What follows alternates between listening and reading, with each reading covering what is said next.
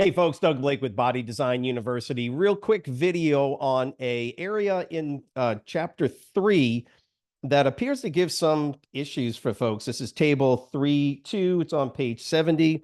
Again, this is chapter 3, the psychology of exercise. What I want to do is just kind of help you. It's really more of a tip or an idea on how to memorize, and it actually how to memorize information, and it actually gives you some additional ideas on the rest of the book for the most part, because one of the tips when it comes to studying the NASM textbook is to look for the tables, and for sure the tables are some of the most important parts of the textbook that you've got to at least look at, read, and for the most part, not all of them, but a lot of them you should memorize. And as with any tips on memorization, the idea is that you got to be able to kind of do it in a way that your brain understands and functions best from a memorization perspective. Not everybody can simply read the table, read the words, and memorize it. In fact, I don't know many people that can do that. There are folks that can do it. You'd have to read it over and over and over. It's not an efficient use of your time. So I wanted to do, because I've been asked this question a number of times about this particular table. Is there any kind of tip or trick to memorize the 4 different types of support that NASM speaks about? And, again, for the most part, you would want to, for sure, write down the type of support. So there's instrumental, emotional, informational, and companionship.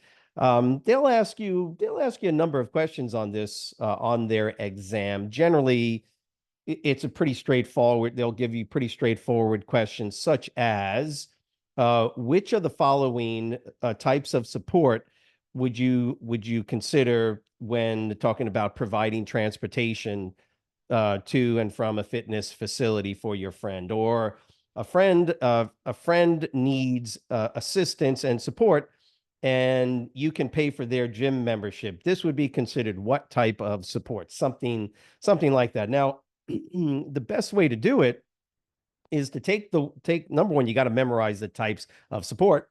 So, right, emotional, whatever the case is. So you got these 4 types of support. You should be able to memorize them, know them. Best way to do that is just write it down. Write down the 4 and memorize the types of support. Okay. And so basically all you would do, grab your trusty pen or pencil. There are 4 types of support. There is the instrumental. Don't write the definition yet.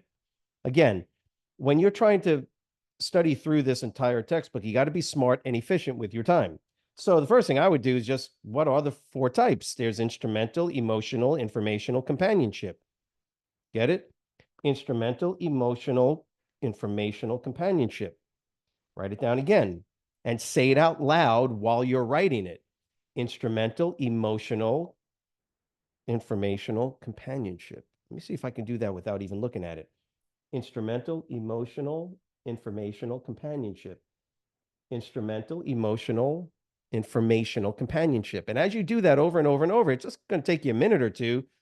You will remember the 4 types. And now at this point, now look over at the example, providing transportation to a fitness facility. If you've watched any of my study tip videos, please remember, don't write down the whole sentence. I don't care if the sentence is 4 words, crush it down to 2 words or even 1 word. And the best way to do that in this case is that instrumental support is transport, pay, I don't know, watching children. Those are the 3 sort of examples that you're going to get. So instrumental is providing transportation. No, just write transport. Taking somebody. See, the word transport already tells you, it triggers the entire sentence that you've already read. So you'll memorize that. So instrumental, transport, money, paying for the gym membership, watching kids. The emotional type of support, encouragement. Encourage. You don't have to write encouraging someone to exercise. Just write the word encourage. Provide positive feedback. You don't have to write provide positive feedback. Be positive. Something like that. That's enough to help you answer a question. Of course, listen, encourage, listen, be positive, empathy. Those are terms that go along with emotional support. Why? Because Those are the emotional terms that we would use when we're in a discussion with somebody, right? So you use empathy, right? That's emotional. Informational, giving sound advice. So advice, just the word advice. That's all you need. Advice. Advice is different than driving somebody. Advice is different than empathizing with somebody. Yes. So that's your informational. And again, you do that with all three of those sentences. Companionship, you're training with somebody, right? I think companionship is probably one of the easiest because it's basically explaining something that you're doing together. Uh, Going with someone. Of course, companionship could be providing transportation and working out with them. Now you're providing instrumental and companionship support. And while you're training with them, great job, man. Fantastic. Excellent set. By the way, you're losing weight. Good. Good deal. Now you got three types of support that you're getting with them. Um, Accompanying somebody during an exercise session, exercise with somebody, find physical active options for social. You get the idea. So pretty simple, pretty straightforward. But again, if you can knock out a table like 3-2 and do it fairly quickly, and of course go back the next day, make sure you've memorized it. That doesn't happen by just reading. Generally, that's not the way it works. Reading something provides sort of that working memory, that very short-term memory. But maybe at the end of the day, write it down again. Now, this is a effective study strategy. Not everybody does this.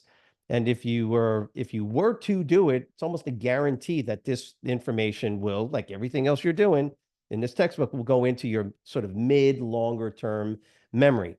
And then you've got to answer questions on that material.